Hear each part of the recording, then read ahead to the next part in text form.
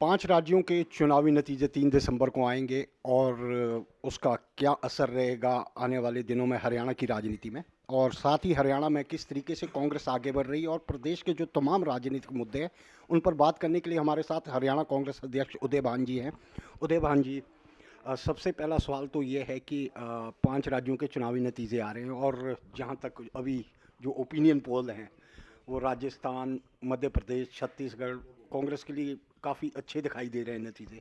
तो आपको क्या उम्मीद है सबसे पहले इन चुनाव? उम्मीद ये है कि 2024 कांग्रेस का है, इंडिया गठबंधन का। तो ये इंडिकेशन है कि 2024 इंडिया गठबंधन का है। इंडिया गठबंधन की केंद्र में सरकार बनेगी।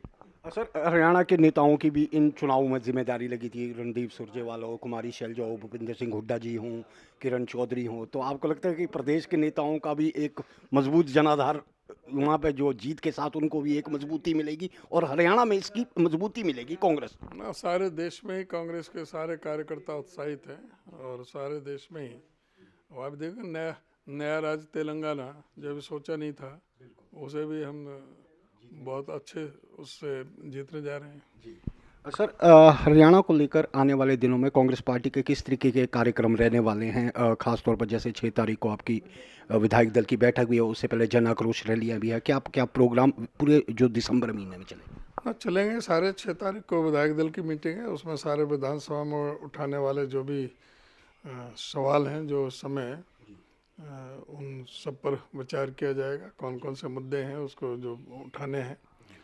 और जन आक्रोश रैली हमारी शुरू हो गई है। आप देखो, 6 तारीख को उसकी भी मीटिंग है, जो हमारे जो तय कर रही है प्रोग्रामों को। उसमें अब तेज़ी लाई जाएगी, क्योंकि अब सब फ्री हो गए हैं, तो उसमें तेज़ी आएगी सारे प्रदेश में। सर, जिस तरीके से प्रदेश की जो वर्तमान सरकार है, जिस तरीके की जो चीज़ें चल रही हैं, चाहे वो गृह मंत्री वाला स्वास्थ्य विभाग का मुद्दा हो या अन्य जो चीज़ें हैं, उन्हें आप कैसे देखते हैं? ये सरकार पूरी तरह से फेल हो चुकी है। इनके ना मंत्री और मुख्यमंत्री में कोई तालमेल है, ना प्रशासन पर कोई पकड़ है किसी तरह की। कोई अधिकारी, किसी मंत्री की, किसी विधायक की कोई सुनने वाला नहीं है। आज पूरी तरह से सरकार विफल हो चुकी है। देखिए, कितनी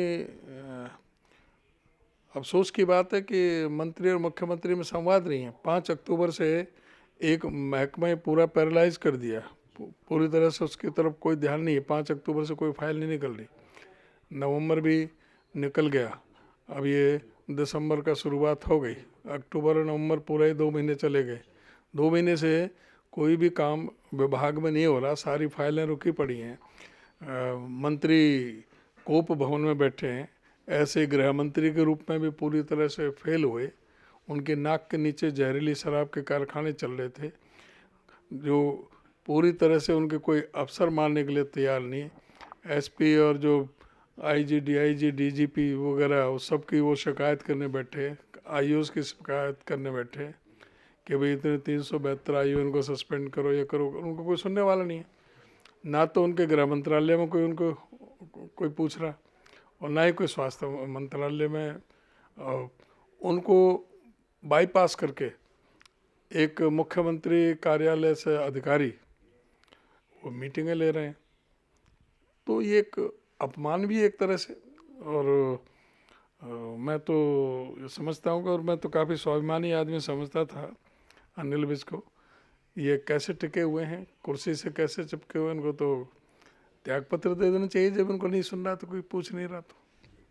क्या कांग्रेस पार्टी जो बैठक होगी विधायक दल की, इस मुद्दे पर भी सरकार को घेरेगी? हाँ, बिल्कुल भी घेरेंगे। और आप ये देखो कि एक मंत्री है जेपी दलाल, वो कितना आपे से बाहर है। उसका दिमाग कहाँ पर है, वो किस तरह से अपमानित करता है बहन बेटियों को लेकर के, किसानों को लेकर के। उसकी क्या भावना है, किस तरह से वो इतनी निकृष्ट उस पर भावना है वो रखे हुए हैं अपने दिल में। और वो मंत्रिमंडल में कैसे बैठे हुए हैं, उसको तो तुरंत बर्खास्त कर देना चाहिए। कोई नैतिकता नाम की इस सरकार में कोई जगह नहीं है। पहले को खेल मंत्री ने महिलाओं के प्रति किस तरह से रहा, वो सबको पता है। महिला पहलवानों का, हमारे खासकर हरियाणा के जो महिला पहलवान थे, उनके साथ में क्या हुआ, और अब एक कृषि मंत्री कहता है कि उन किसानों को कि भाई कि उनको जो 5-5, 6-6 इन पे मुकदमे चल रहे हैं, इनकी घरवाली इनकी बात मानती नहीं है, इनकी बेटी बहू भाग रही हैं। ये मतलब क्या भाषा है, ये मंत्री की भाषा है। ऐसे मंत्री को क्या रहना चाहिए?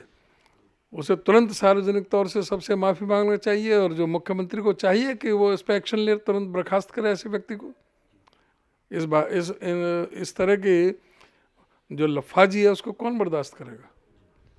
सर, कुमारी शैलजा अपने कार्यक्रम शुरू कर रही हैं, लोकसभा क्षेत्रों में प्रचार प्रसार कांग्रेस का करेंगी और विधानसभा चुनाव भी लड़ना चाह रही हैं, इसको कैसे देखते हैं? अच्छी बात है, कांग्रेस के बड़ी नेता हैं, उनको चाहिए, सारे प्रदेश में वो जारी हैं, तो वो सभी, कोई भी कांग्रेस कार्यकर्ता, सभी का अपना अपना फर्ज है कि अब एक साथ में फील्ड में उतरें और अपने अपने तरीके से सारे कांग्रेस पार्टी को सत्ता में किस तरह लाएं, इस पर रणनीति पर अपना काम करें। सर, संगठन के कुछ पदाधिकारियों की नियुक्तियां होनी बाकी हैं, हालांकि आपकी ओर से सूची जा चुकी है। क्या हम उम्मीद करें कि जो चुनावी नतीजे घोषित होंगे उसके बाद पार्टी हाईकमान इस ओर भी आगे बढ़ेगा? हाँ, पूरा उम्मीद है हमें, शायद इसमें दिसंबर में हो जाना चाहिए। तो ये थे उदय भान जी, जिनका साफ तौर पर कहना है कि जो वर्तमान सरकार है, इस सरकार के जो मंत्री हैं वो कोई भी काम करने में जो नाकाम हैं, और साथ ही जो कांग्रेस पार्टी है मजबूती के साथ 2024 के चुनाव में उतरने की तैयारी पूरी तरह कर चुकी है और सरकार हरियाणा में कांग्रेस की बनेगी। भूपिंदर जिष्टू, कैमरा पर्सन किशन के साथ, यूट्यूब भारत, चंडीगढ़।